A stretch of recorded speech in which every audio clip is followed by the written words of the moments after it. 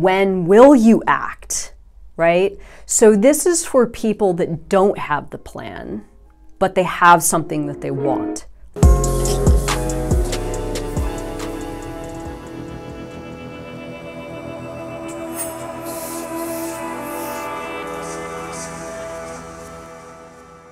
Hello, hello, hello, Transurfer and the Transurfing Curious. My name is Renee Garcia, guys, and this is TransurfingTV. And today on TransurfingTV, you're gonna die because you are. I mean, it's something that we don't like to think about as human beings, but it's gonna happen, and it's gonna run up on you pretty quick here, probably, especially if you're my age. I mean, I'm in my 40s now. I'm definitely halfway because people like me don't live very long. I've got some high miles. I've got some high miles on me. I'll be lucky to make it to 80. No, in all seriousness, I love thinking about death. I love death. I love darkness. I love nihilism. I love the idea that it's all kind of meaningless, and what does have meaning is what we assign meaning to, and our life needs to be lived kind of like fast and hard, right? Because what's the alternative?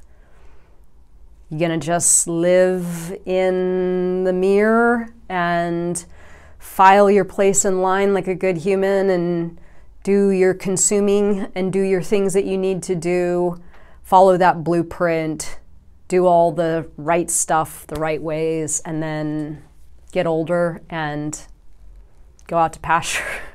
God, it's so dark. But here's the light in it.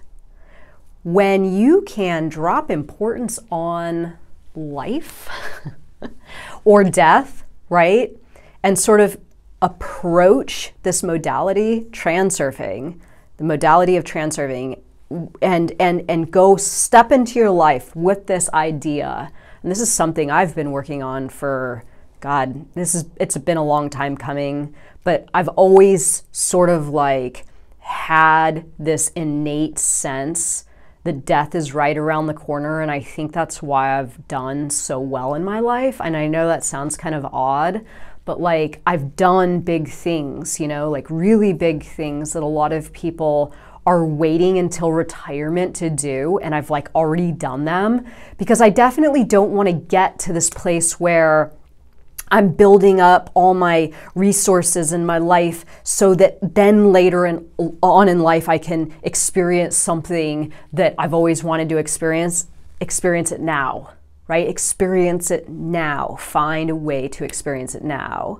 And in this approach to reality, you know that life is short, death is right around the corner, and you know, it's like my friend, I don't know if he'll watch this video, it'd be funny if he does. It's like my friend has got depression, and he'll text me and he'll be like, oh man, my depression's super bad today. And I'm like, don't trip, you're gonna die soon, so it doesn't really matter. So when you can go into reality with a very like realist approach to life and death and apply these techniques, it's powerful stuff. And you can start living today all of the things like I have that most people are waiting for retirement to do. I've already bought the sailboat and sailed it by myself and lived on it, which is a dream that a lot of retired people have, right? I've already lived that life. I've already traveled the world like God knows how many times. I've started businesses, I've done things, I've moved around in my external environment at great lengths, right?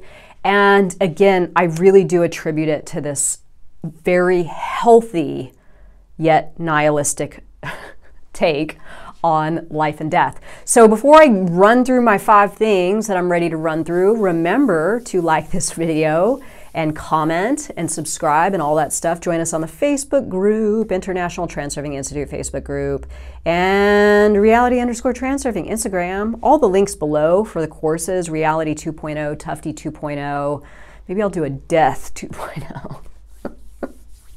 How to transurf death. Hey, that's a good course, right? So, okay, number one, right? Drop importance on life and also drop importance on death. There's a book that I read. I'll throw up a pic of it here. I can't even recall the name of it right now, but I believe it's Ernest Decker. It's this book that essentially states that everything that we do as human beings is in response to a fear of death, right? And like to satiate this need for survival, or to help us feel like we're surviving or protecting our survival, right?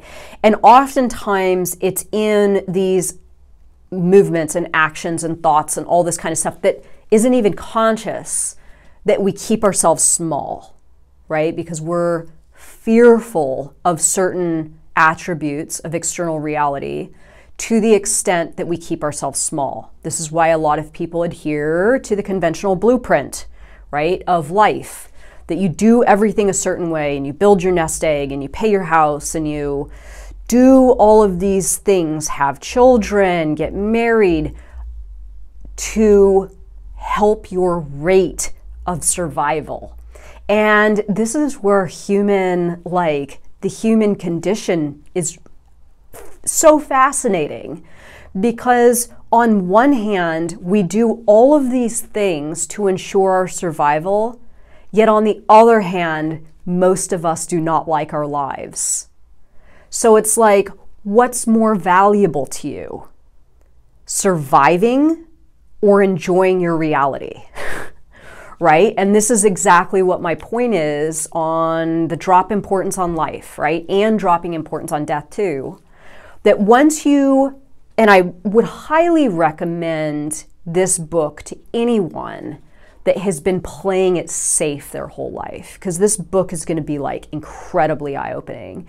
And if you've been playing it safe your whole life and you are now approaching a time where you're like, oh my God, I just want to live. I want to do what I want to do. I want to go on adventures. I want to, be crazy and live and feel life, right? Then understanding why you have structured your life the way that you have from this perspective, from this book, it's immensely valuable, because you realize that, just like Tufte says, we're all just like running this script, right? It's just a script. It's just a script that we've adhered to, and it's kind of like the life script. So number one, dropping importance on life. It's a really big one, to liberate yourself, to allow yourself to be free, to free yourself from the script.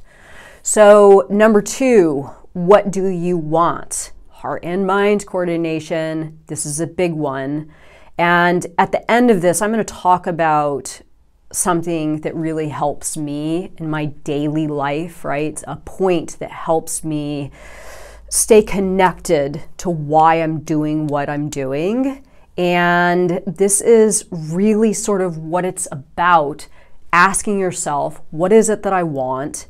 And what is in line with what my heart wants? How can I actually live that version of reality today and position the other parts of my life, or manage the other parts of my life to incorporate this desire, right? To turn the desire into an intention and actually start living that thing now. So it's like, if you're in your 50s and you're watching this and you're like, oh my God, 13 more years and I'm retired and I can buy the sailboat and blah, blah, blah. Do you want to buy the sailboat now? Do you want to live that life right now? Because your world will help you live that life right now if you want to do it.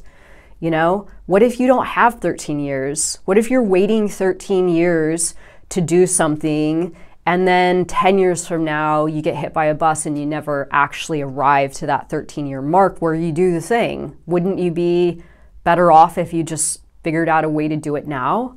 So I'm all about doing it now, right? Waiting for something. And I'm not trying to totally badmouth planning. I'm actually a really good planner in some areas of my life. But at the same time, I don't ever put anything on the back burner, right? I can plan, but if I feel an intense pull to do something, I'm absolutely not about ready to stop myself and wait until the pieces all come into play, right?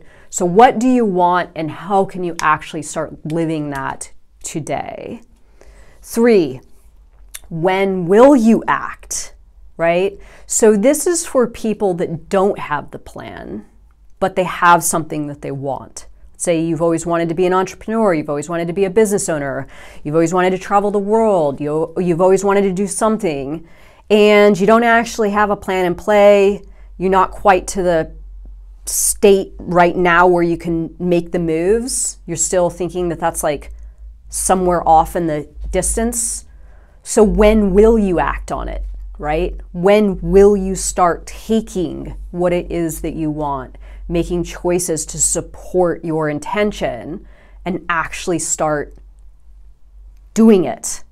If you don't know, then chances are you're probably just going to pass those opportunities right by. Like, you got to have the intention, otherwise you're just free floating, right? And unless you're willing to actually set the intention and grab something and do it, then you're missing the boat, right? You're missing the boat. At least this is how it is for me. Now, I understand people have different processes, totally get that, right?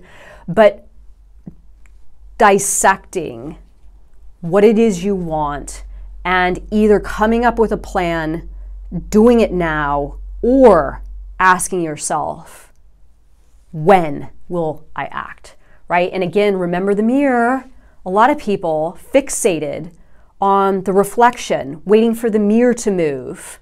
Oh, I'll act when something happens. No, move yourself first and make that something happen in the mirror. Then the mirror opens up and outer intention brings to you exactly what it is you need in order to fulfill that intention of yours, not the other way around, right? It is absolutely not the other way around. 4, run that negative slide. Okay, so this is a very interesting part of how I live my life, and I really do believe that a lot of my success comes from the negative slide. I'm a huge advocate for the negative slide. I'll put the link below to a video just talking solely about the negative slide. This isn't something you live in, right? This is something you run once in a while.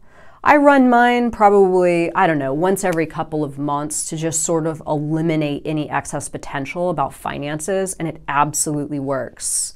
So what I do is I envision myself older, right? Like, I don't know, 70s, 80s, and I don't have anything. I have like a little studio apartment that I rent somewhere that's dirt cheap. I have a bed, I have a desk with a computer and whatever I'm doing intellectually that will also probably help me, you know, pay my overhead, pay for my living expense, and maybe a little dog. And I don't have a car, and I don't really have any savings, but I don't really need any money because I don't have anything. I just have to pay my little overhead, and then that's all, right? That's my life. It's kind of like my worst case scenario, if you will. But in me running this negative slide that I'm alone, I live in a little rented studio, I don't have much, but I don't need much, I sort of release myself from this idea that I need a bunch of money or I need to make big financial moves because I have to secure that retirement, right? And do all those things, follow that blueprint, set myself up and all this kind of stuff, because that is pure excess potential. What if reality has a different idea for me, a different plan for me, right? That is pure excess potential. So in me running this negative slide of my worst case scenario, I actually release myself and I think to myself, you know what? That actually wouldn't be that bad. I wouldn't have to worry about much. I I wouldn't have to worry about landscaping. I wouldn't have to worry about managing finances. I wouldn't have to worry about having stuff to lose. I would be a hardcore minimalist and just have a nice comfy bed, my intellectual work or whatever it is that I do for money at my little desk, my little dog, and some nice food in the fridge. And I go out for a lot of walks and I do what it is that I do. That's my worst case scenario. So in running this negative slide, I'm releasing myself from any resistance to make big and sort of crazy moves. Because when I decide I'm going to do something, right? Like a couple months ago, I made a pretty big investment in something and it was kind of outrageous. And this is when this sort of negative slide, the scenario really helps me, because instead of my mind going, well, no, wouldn't that money be better going into something safer in a 401k and you got to structure your thing like this and like that? I go, nah, it doesn't, because if that negative slide happens, it's actually okay. And sure enough, I just made this investment like 2 or 3 months ago. It's already made me a pretty substantial amount of money, but it was kind of considered unsafe. So it allows me to make moves that my heart is calling me to make and not have a fear that I'm going against that blueprint and I'm gonna mess something up, right? I know I'm probably getting a little bit off topic here, but whatever. It all kind of falls in line with how I perceive reality in regards to moving through life into those later stages of life and death, and letting the excess potential dissipate to the extent that I can actually make moves now and live to the fullest right now, right? Because that's what it's about. Okay, so number 5. This is a really interesting one, and I love this. This is some hardcore stuff right here. Okay, so I believe this is in Beelzebub's Tales, which is Uspensky, which was a student of Gurdjieff, if I'm recalling it all correctly. This idea that is presented in the book is that before you die, you have 4 seconds where you feel very, very intensely what your life was about, right? So if you were an incredibly good and giving person and you really did right by your life, right? You fulfilled your purpose, you lived with meaning, you lived with heart, all the good stuff, that 4 seconds is going to feel like ecstasy. If you were a bad person who did shitty things to people and you never lived and you made excuses and you remained depressed and you never tried to help yourself out and you never evolved as a human being, that 4 seconds is going to feel really, really, really shitty. So I used to think when I first started this that I was doing this to like make a difference, right? That I wanted to make a difference and I wanted to, you know, bear my mark on the world, right? Do something good for humanity. And that's all, that is somewhat there. But in the beginning, that was my driving thing, right? That was the wind in my sails. That was the force that was leading me forward. When I found this part of this book and I read this, I'm like, this is what I want. This is why I'm going to live the way that I'm living now. I'm going to live it for that 4 seconds at the end, right? I'm going to make certain that that 4 seconds feels absolutely fucking amazing. And I feel it and know that I absolutely brought it, that I didn't fear anything, that I didn't hold back, that I didn't play it safe, that I didn't, you know, put way too much importance on that blueprint of life, that I just kind of like balls out went for it. This is what I want that 4 seconds to feel like, right? Is like I lived it really, really, really hard. Now I know that's not for everyone. So this is what I'm going to leave you with. You asking yourself today what you want that 4 seconds to feel like at the end, and what you want the essence of your life to be about, right? What you want the essence to like of your life, what you want the essence of your life to be. And if that is to culminate all your years alive, if that is to culminate into a sensation that lasts for 4 seconds at the very end of your life, what do you want that sensation to feel like? Do you want to feel like, I didn't live it, right? I didn't do it. I didn't be it. I didn't have it. I could have done more. I should have taken that leap. I should have done that thing. I should have, should-haves and would-haves and could-haves and all that kind of stuff. So you're going to die. You're going to die.